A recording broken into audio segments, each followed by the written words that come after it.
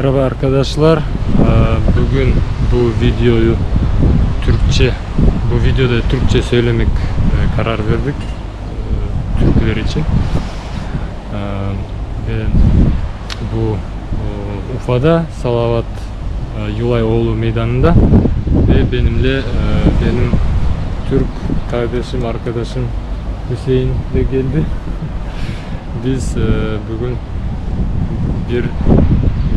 biraz size burasını göstereceğiz ve bir kısa bilgiler de vereceğiz.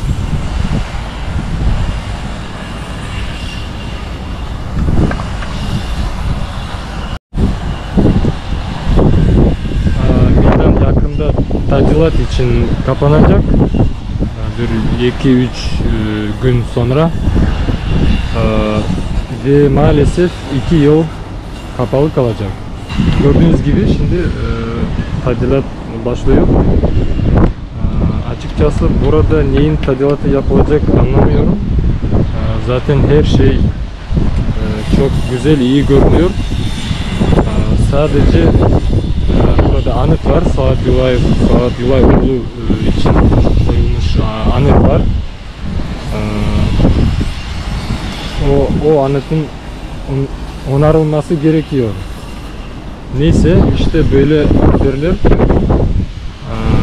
Biz de kapanmadan önce buraya koştuk, geldik.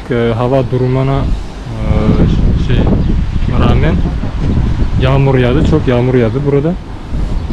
Ama şimdi Türkçe ne demek?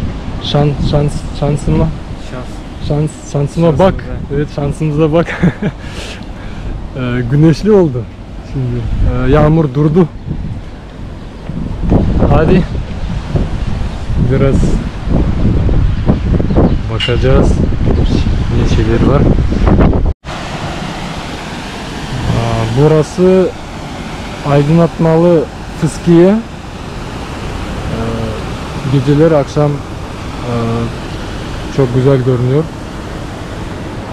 ve burada dükkanlar, suvenir ne demek Türkçe? Suvenir ne demek Türkçe? Hediyelik eşya. Evet, hediyelik eşyalar. Bu dükkanlarda hediyelik eşyalar satıyorlar. Orada çadırlar var. Geleneksel Türk çadırları, yurtları. Ve böyle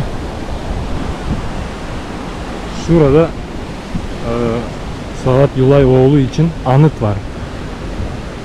Sonra biraz bilgisini de vereceğim. Böyle güzel meydan bence.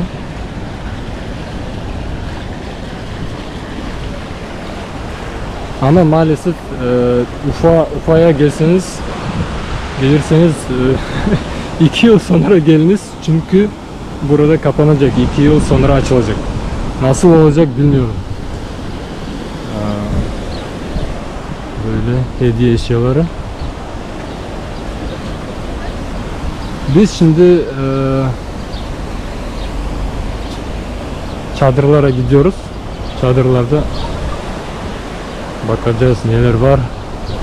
Yöresel şeyler, ev aletleri, böyle şeyler göstereceğim.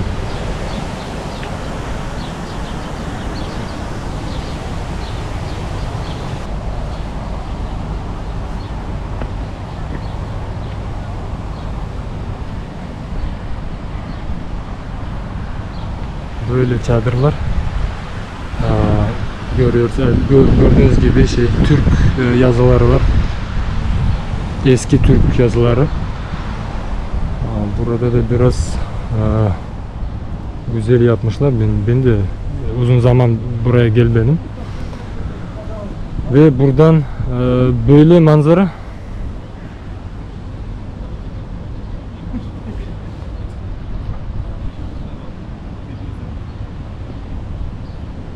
Bu Ak İdil Nehri. Akidel diyoruz. İdel diyen nehir Başkurt dilinde. Akidel diyoruz Başkurt dilinde. Böyle. Çadıra gittik mi? Ne şeyler var? Здравствуйте. Böyle suvenirler. Yöresel.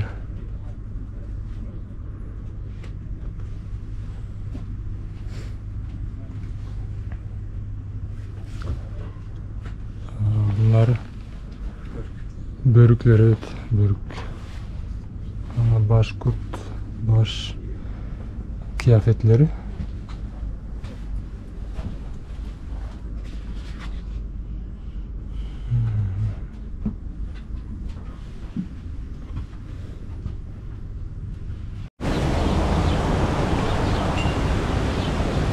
Burada da şeyler, magnetler, bu ne diyorlar o şey? Tesbihler, evet. Çocuklar için oynamak güzel.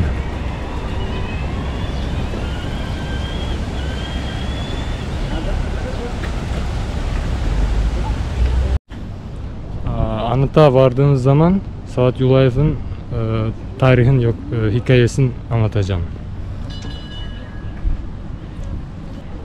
Biraz Saat Yulayev döneminin arka planını ve neden Başkurt halkının hafızasında böyle yer ettiğini anlatayım. Başkurtlar Rusya'da Başkurdistan Cumhuriyeti'nde yaşayan bir Türk halkıdır. Rus İmparatorluğu döneminde Tsar, biz Tsar diyoruz. Türkçe nasıl? Türkçe Tsar mı? Kral. Kral, evet. Çar, kral, imparator yönetimi tarafından Başkurtların özgürlük ve özerklik hakları sık sık ihlal edildi. Kolonizasyon, fabrika ve kaleler inşa etmek için toprakların gasp edilmesi, hükümete sadık nüfusun yerleştirilmesi, silah üretiminin yasaklanması, ticaret yasaklanması, zorla Hristiyanlaştırma, orduda kullanılmak üzere atlara el konulması, Avrupa'daki savaşlar için çok sayıda erkeğin zorla askere alınması, ağır vergiler ve daha birçok şeyler arkasında böyle hikaye var. Evet, hikaye var. Bu nedenle özgürlüklerine düşkün Başkurtlar Çar yönetiminin bu zulmüne karşı sık sık ayaklandılar ve 10-20 yılda bir büyük isyanlar patlak verdi. Bir noktada Başkurtlar ayrılıp kendi hanlıklarını kurmak istediler. Hatta Kırım Hanı 1. Kaplan Giray'a Osmanlı Sultan 3. Mehmet'e elçiler gönderdiler. Ancak yardım alamadılar. Ardından Kazak hanlıklarına ve diğer Orta Asya hanlıklarına başvurdular. Ama bu çabalar da sonuçsuz kaldı ve Başkurtlar o dönemin güçlü imparatorluğuyla neredeyse tek başlarına mücadele etmek zorunda kaldılar.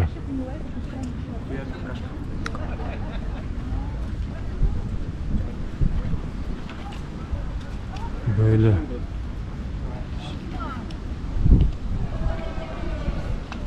Saat Yulayev'in doğduğu ve büyüdüğü dönemde onlarca kanlı isyan çoktan bastırılmıştı ve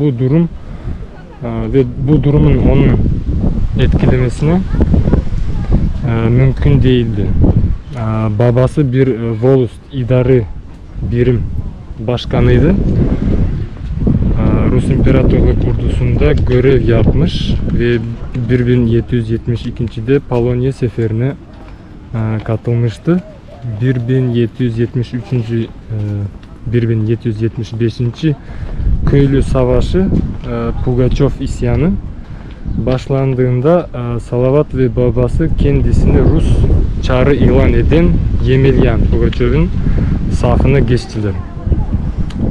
Salavat o zaman henüz 19 yaşındaydı.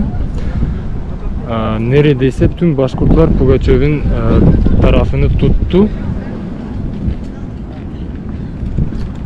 Salavat cesurca savaştı, iyi bir komutandı. Birçok şehir ve kaleyi ele geçirdi. Rus düzenli ordusuyla çarpıştı. Ortak Türkçe ve Rusça biliyordu, şiirler yazdı. Ancak isyan sonunda bastırıldı. Pugaçov yakalanıp idam edildi. Fakat Salavat ve babası savaşmaya devam etti. 1774'de babasıyla birlikte yakalandı ve cezalandırıldı. 175 kırbaç darbesi alnına damga vuruldu. Burun delikleri yırtıldı ve ardından Estonya'daki Rogervik kalesine sürgün edildi. Orada 25 yıl esaret altında kaldı ve hayatını kaybetti. Şu an mezarlığı Estonya'da bulunuyor. Evet, şu an mezarlığı Estonya'da bulunuyor. Böyle. Bu taraftan da çekelim.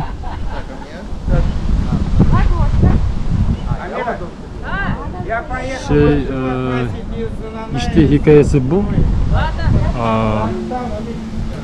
Ama Salavat gibi birçok Başkurt lideri vardı. Ancak o en genç olması ve sonuna kadar direnmesiyle hafızalara kazındı. Diğerleri teslim olurken bu mücadeleyi bırakmadı.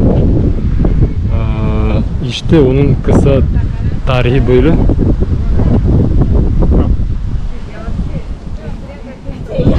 Böyle çok önemli, Başkurtlar için çok önemli bir kahramandır.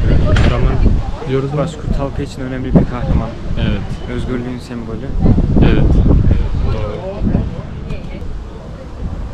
Hüseyin, sen Salavat'ı ne zaman bildin? Kaç yaşında? 2 sene olmuştur. 2 sene olmuştu. Türk tarihine merak saldığım zaman da Başkuristan'ın Türk Cumhuriyeti olduğunu öğrendikten sonra merak saldım. Orada öğrendim birkaç şey. Evet. Sen buraya nasıl geldin? Niçin burada? Benim annem Tatar, Başkuristan Tatarlarından. Babam da Türk. Yaz ayında buraya geliyoruz, annemin memleketi. Evet. Buradayız yaz ayında. Ne güzel. Ne güzel. Kış Türkiye'de, yaz burada. Çok Türkiye'de sıcak olduğunda buraya geliyor. Burada soğuk başlandığında Türkiye'ye gidiyor. Böyle. Evet, güzel. Bu sene ilk geldiğimiz zamanlarda Türkiye'de sıcaktı. Yok, Türkiye'de soğuktu. Burası sıcaktı. Evet. Bir de öyle bir şey var. Öyle bir sıkıntı var. Evet, evet. Burada da hava ısınıyor bazen. Sıcak oluyor. Ama şansımıza bak, bugün çok iyi. Şimdi bir saat önce çok yağmur yağdı, evet.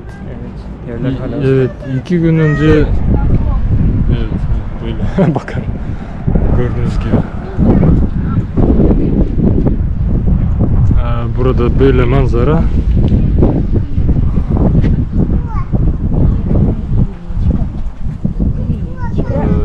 Bu tren köprüsü, evet. Bu Moskova'dan geliyor. Sibirya'ya gidiyor. Böyle uzun tren yolu.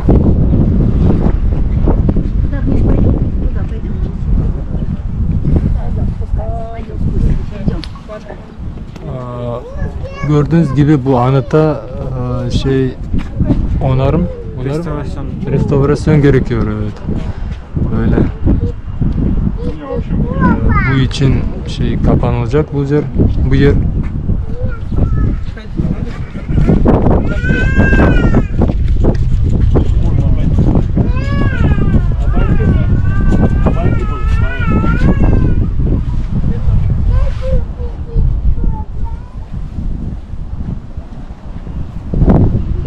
İnsanlar burada gelip toplanıyor. Burası Urfa'nın popüler yerlerinden birisi. Çok ziyaret edilen Evet. bir yer. Evet. Bazı günler akşamları burada toplanıp Başkurt yerel halkları, Başkurt halkının işte geleneksel müzikleri çalınıyor. Evet, evet, Müzikleri doğru. söyleniyor Evet. hep birazdan. Burada ben de geldim birkaç defa. Tam burası ne diyor ki?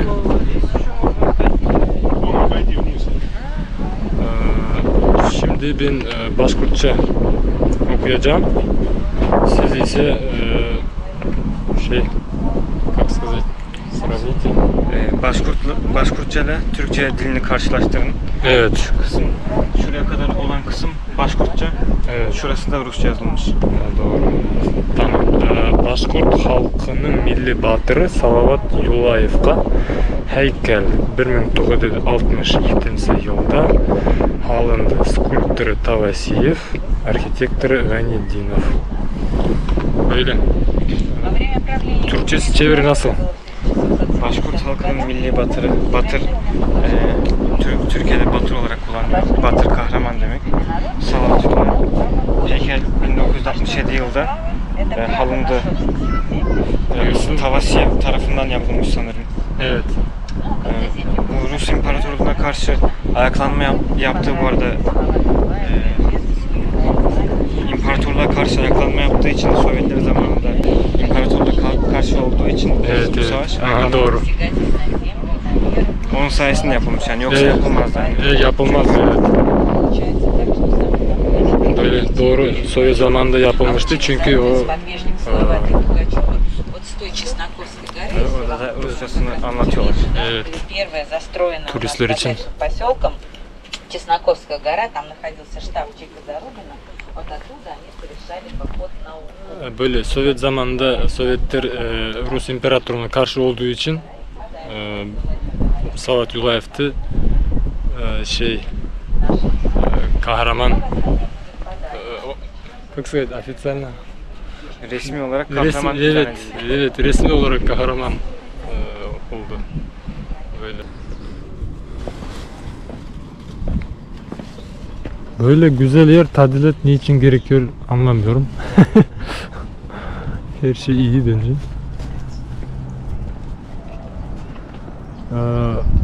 Orada vapurlar mı? Vapur Türkçe. Ama bunlar turistler için. Ha, istersen bir zaman oraya da gidelim. Olur. O Monument Drujba var. Oradan oturuyoruz. O evlere gidiyor. Beyaz evleri var. Oradan sonra buraya geliyor. Şuradan Evet. şuradan bir şey var. Şöyle Разворот da как будто yapıyor da sonra dönüyor. Böyle.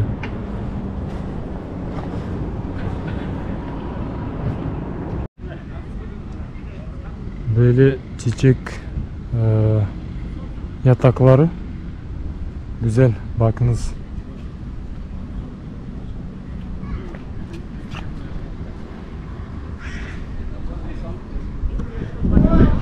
Hala geziyoruz. Arkadaşlar Türkçe mükemmel değil. Kızmayın lütfen.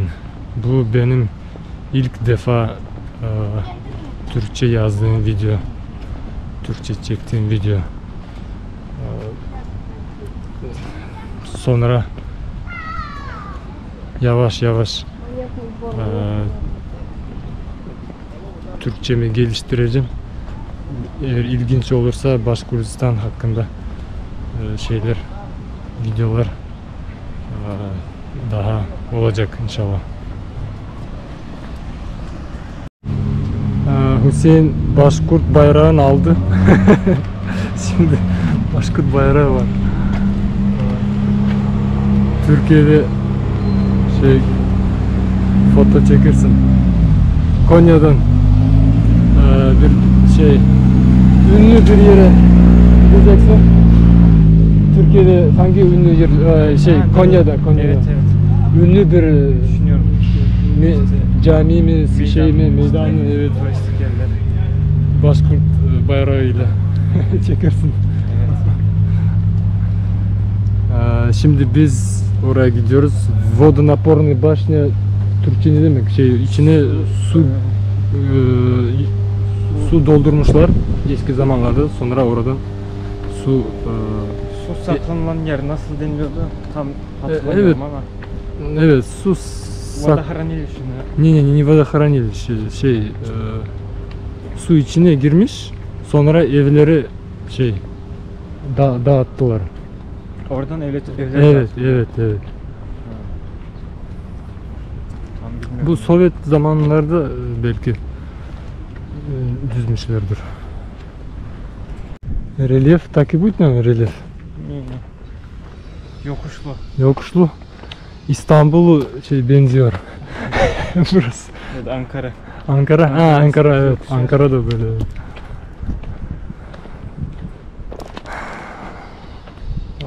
Şurada daha bir geleneksel çadırlar koymuşlar buraya. Bakacağız neler var neler yok orada. Güzel yapmışlar.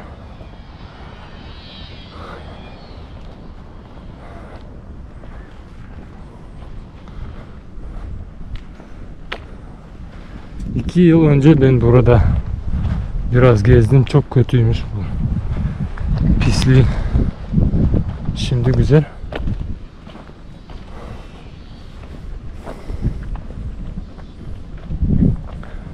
Güzelleştiriyorlar. Doğru mu? Evet. Tamam, ben Hüseyin bu Ufa'da olduğunda bana Türkçe öğrenmek gerekiyor. Öğretmen gerek. Evet. Türkçemi geliştirmem. Böyle bu Vodonaporny Bashnya Türkçesi nasıl biliyorsun? Su içinde olmuş. Koyu gibi bir şey o zaman. Evet, kuyu gibi, evet. Kapamışlar. Evet, Ben içerisine girdim ben. İçerisine girdim. Önceden açıkta bir şey yoktu. İçinde mahvetmişler zaten. Aha. Grafiti, çizimler Evet, yapmışlar. evet. Çok şey. Altay sokağı, Ulitsa Altayskaya. Evet, Altay Sokağı. Altay uğramı. Devramı. Böyle Türk yazıları var. Tamam. Oraya bakalım neler. Nasıl?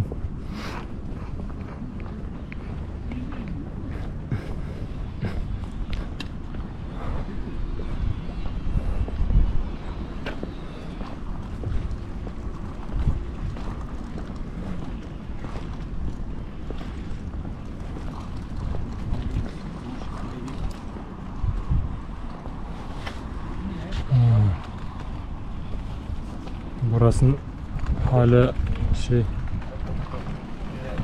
inşa ediyorlar. Güzel manzara.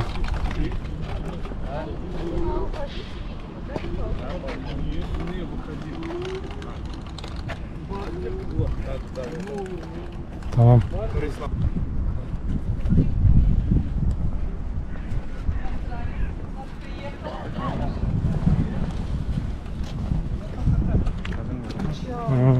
Aylar yoktur bugün. Я и на зиму люблю сушить. Добрый Здравствуйте. день. Я на мелисс аллергия. Böyle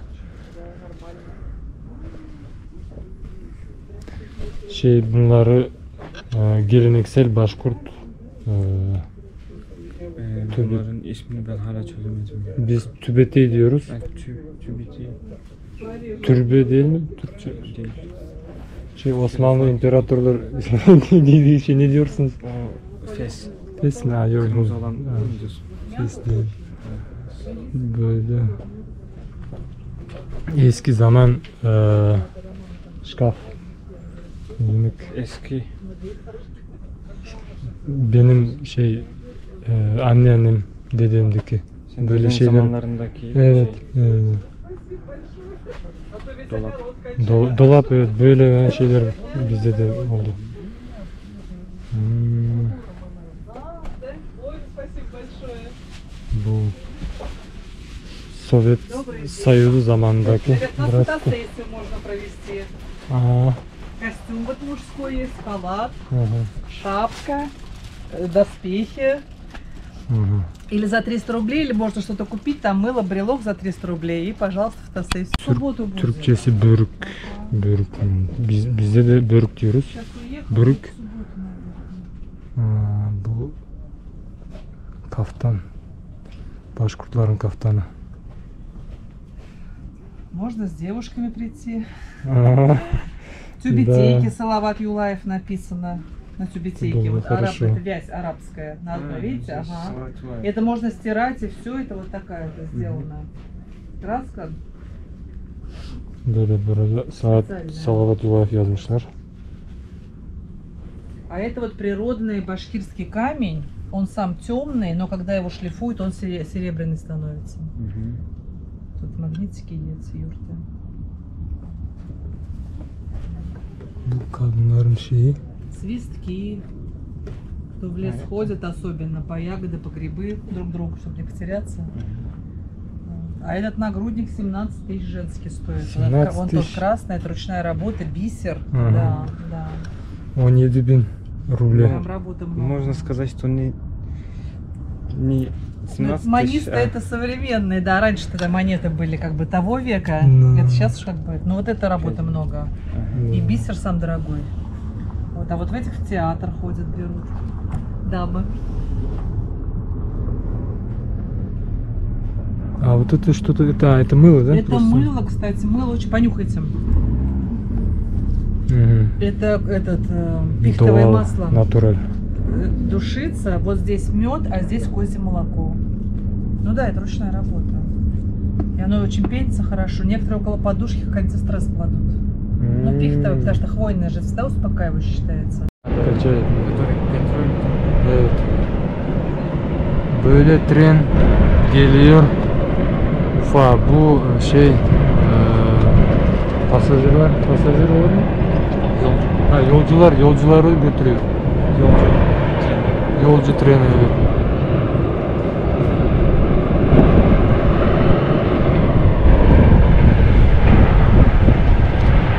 Orada kum çıkarıyorlar nehir altından.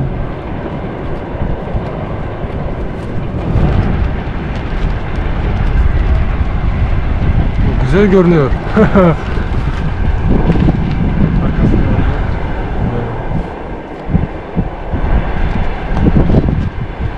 Buradaki evler Sovyet sonrası yeni yapılan evlerden. Evet. Yeni yapılanlar. Bu bir 10-15 yıl içinde yaptılar. Ama yine de Sovyet mimarisi var. Var. Mezarlığı yanından geçiyoruz. Orada cami var. Gufran Camisi. Bu sokak Altay sokağı.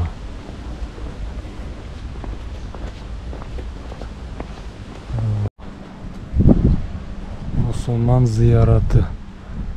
Müslüman mezarlığı. Böyle. Ziyaret Bismillah. Ziyareti yazıyor. Ziyaret mi? Ziyaret Ziyaret. ziyaret etmek kelimesinin gelmiştir bence. Evet. Ziyaret. Çünkü ziyaret ediyorsun. Evet. Şey geliyorsun öyle. Mezarlığa. Böyle. Aha.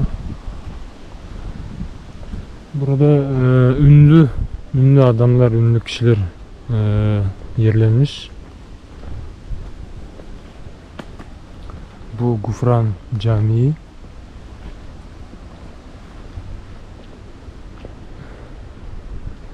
Ha, burada şey benim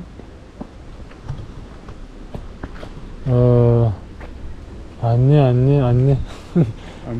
Anne. Anne. Hayır. Annenin annesi. Annenin annesi. Annenin annesi. Ha, anneannenin annesi. Прабабушка. Да. Anneannenin annesi. Это по-турецки есть отдельное слово? Нет. Нету, да? Anneannenin annesi. Это Evet. Твой?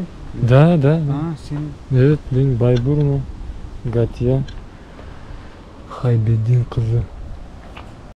Biz şimdi Müslüman mezarlığında Ufa'da ve burada Rahimov Murtaza Gubaydullah oğlu Başkurdistan'ın ilk Cumhurbaşkanı, evet. Cumhurbaşkanı burada. O zaman Cumhurbaşkanı statüsü vardı. Evet. Özel cumhuriyetlerde. Evet, böyle. Sonra kaldırıldı, reis statüsü olundu. Yani Evet, reis ve Başkurdistan'da şimdi başlık diyoruz. Tataristan'da reis. ha. Tatar Başkurt dillerinde o zaman. Reis Tatar dilinde. Evet. Biz de reis diyoruz ama Başkurdistan'a başlık de şey yaptılar. Arkadaşlar şimdi biz gördüğünüz gibi buraya geldik. Türkçesi ne demek bilmiyorum. Biz Saat Yulayev anıtına buraya düştük ve nehir kenarında, evet. Nehir kenarı. Evet, böyle bir nehir kenarı. İngilizcesi promenade diyoruz. Koşmak, yürümek, yürüyüş yapmak çok güzel bir yer.